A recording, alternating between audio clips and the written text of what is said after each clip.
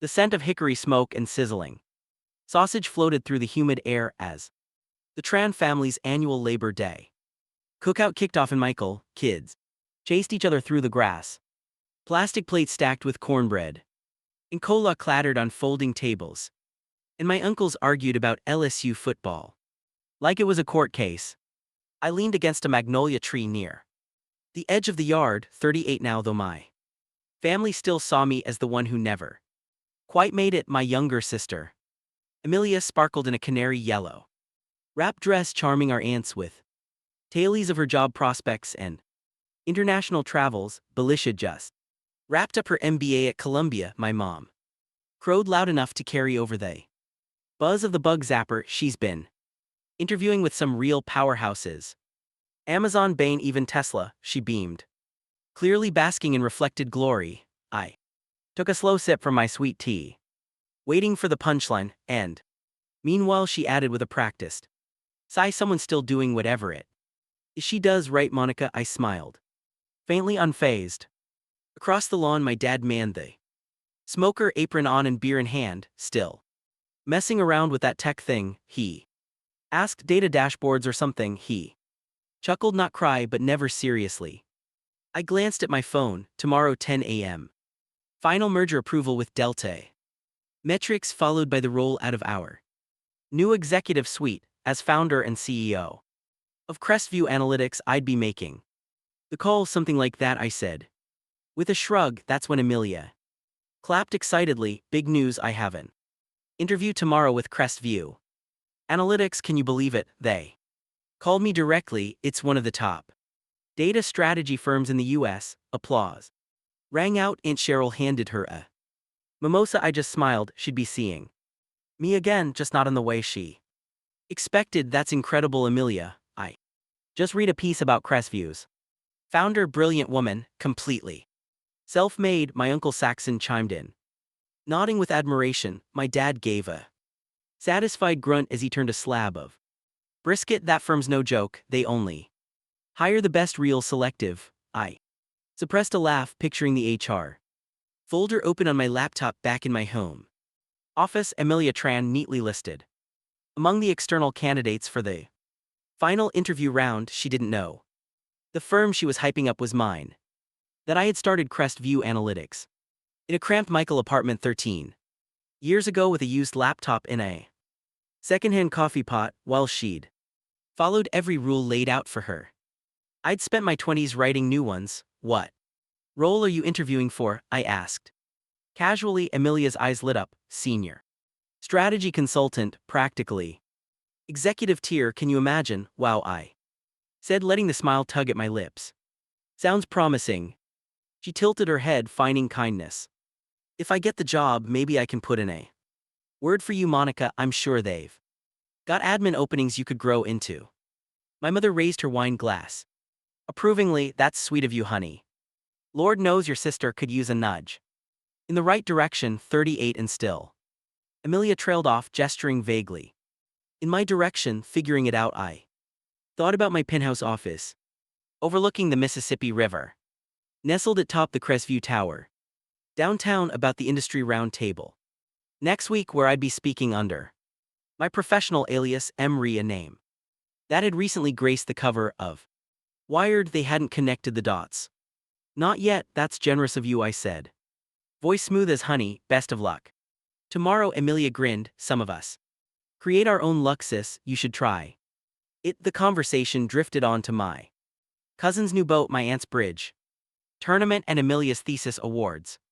I let it all wash over me. Tomorrow everything would shift, and I wanted to remember what they looked like before the mask fell. As twilight settled over the yard, casting amber hues across the crepe myrtle branches, Amelia rose from her seat and tapped her wine glass with a manicured nail. I'll have to call it an early night, she announced, her voice projecting effortlessly. Need to be sharp for tomorrow, she smiled with theatrical pride. The CEO of Crestview Analytics is personally sitting in on final interviews, raise or something.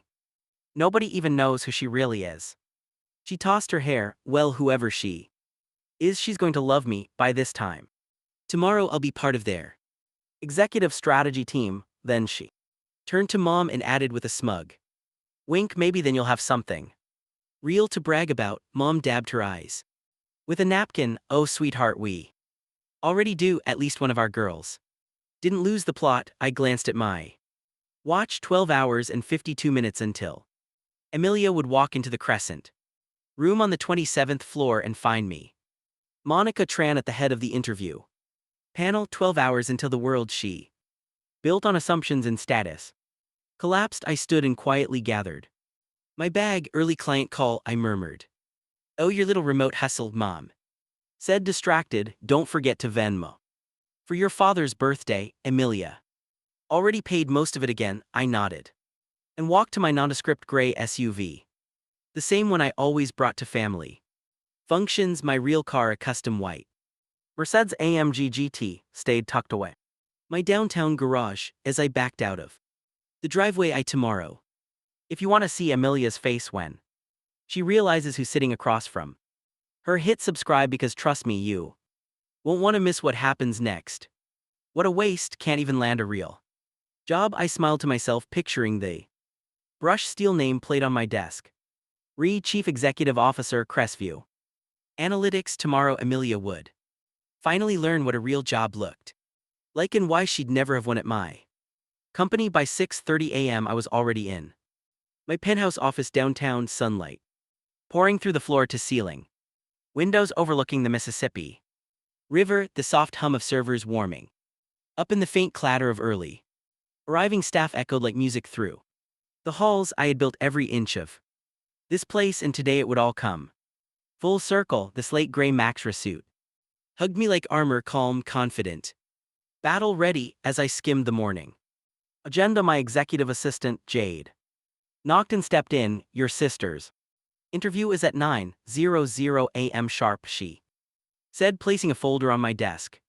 She's in the lobby already, got here 30 minutes early. Well, I murmured. That's new, Jade smirked. She also posted on LinkedIn, manifesting my future as a Crestview exec. It's trending under women in leadership, marketing flagged it. I stifled the laugh. Did she now? The folder looked polished. Colia MBA.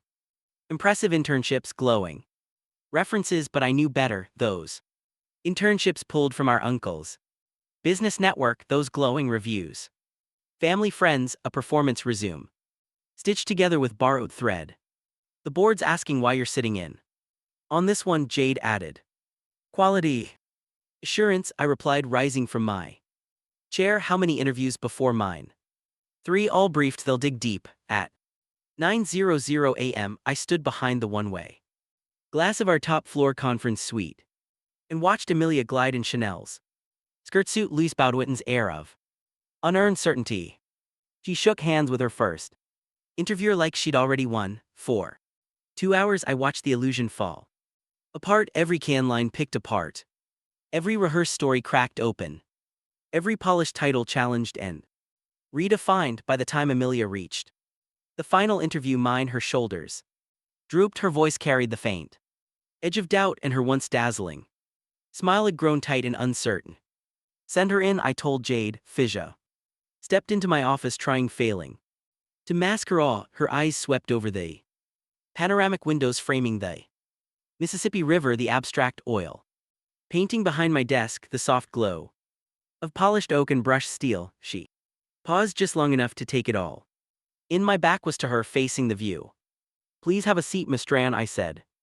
Tone even and restrained. She sat down, carefully crossing her legs, hands folded. Thank you for taking the time, Mr. Ree. I know how valuable your schedule must be. I slowly turned my chair to face her, letting the silence do the work. Actually, I said, eyes locking with hers, it's Miss Ree, Monica Tran Ree. Her face drained of color. She looked to the nameplate, to the awards on the wall, to the framed Forbes cover with the headline, Ree the woman quietly reshaping data strategy worldwide. She breathed. Hello, Amelia, I said with a calm smile.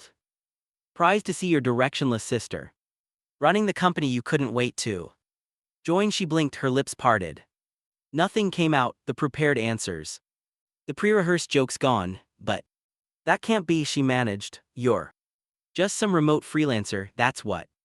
Mom always said, is that so? I gestured casually to the accolades lining the shelves while you were collecting degrees. I was collecting contracts. While you flaunted job offers, I was building a global client base. Every time you called me a failure, I was negotiating with Fortune 100s. Emilia's voice cracked. You tricked us, you lied. I met her gaze steady as stone. No, you just never asked who I really was. No, Emilia, I replied, voice level and controlled. You all tricked yourselves. You were so busy assuming I was a failure, you never once stopped to ask what I was really building. I picked up my phone and opened my banking app, turning the screen so she could see this birthday money Mom mentioned. Just sent my share. It's a six-figure transfer.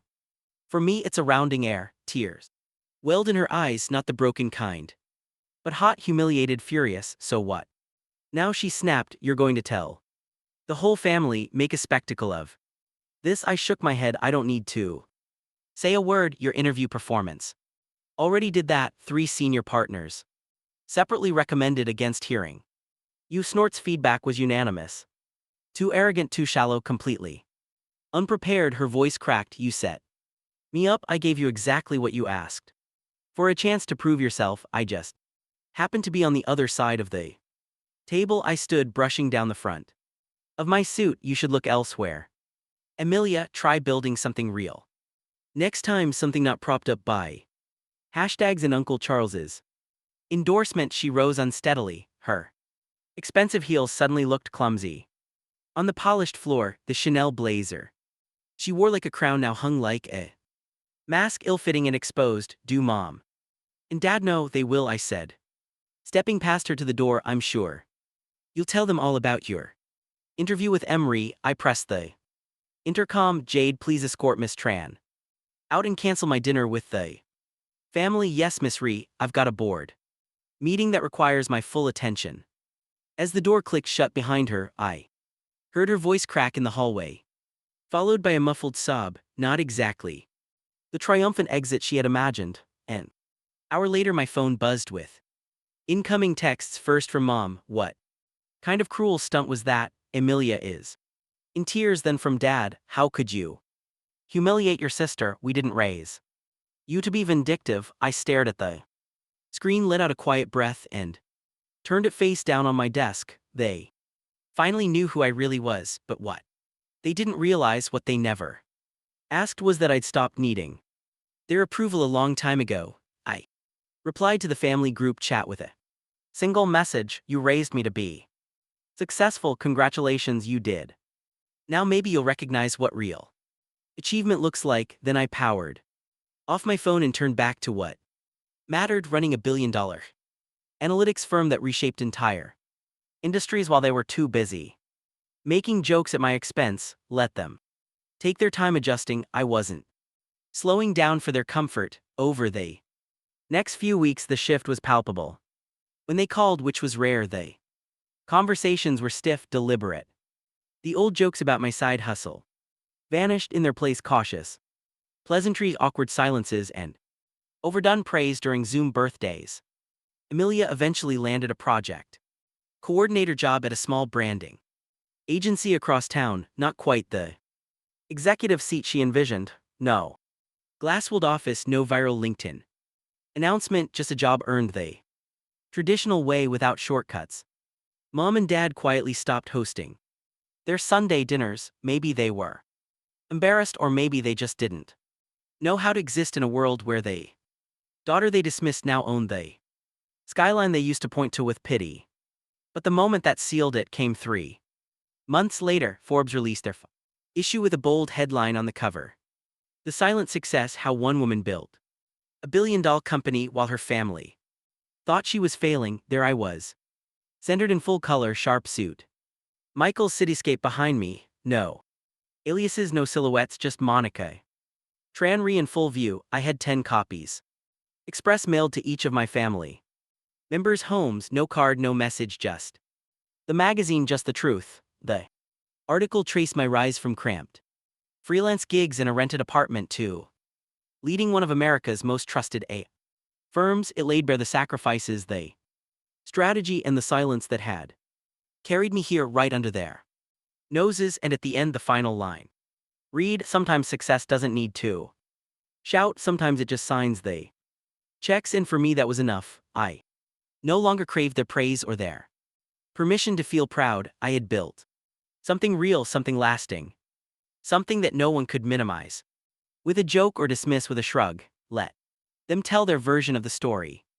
Now let them rewrite the past to make themselves seem more supportive. Let them pretend they always believed in me while they recalibrate their narrative. I'm leading Crestview Analytics into a new era, finalizing our expansion into Europe, onboarding 2 enterprise-level contracts and mentoring the next wave of underrepresented founders in tech. I'm doing what I love with a team I respect, building systems that matter. Success has already spoken quietly, clearly, and without apology, and I have no intention of lowering the volume. Now, if you've ever been overlooked by the people who are supposed to believe in you, trust me, I see you, I know what it's like to sit in a room full of family and feel invisible, to be the one they talk over, laugh at, underestimate. I was called too vague, too emotional, too impractical. I was told I lacked direction while my sister racked up awards and applause. I was cast as the family wild card, harmless, forgettable. But I didn't argue, I didn't beg them to see me, I let the silence speak, and while they were talking, I was building.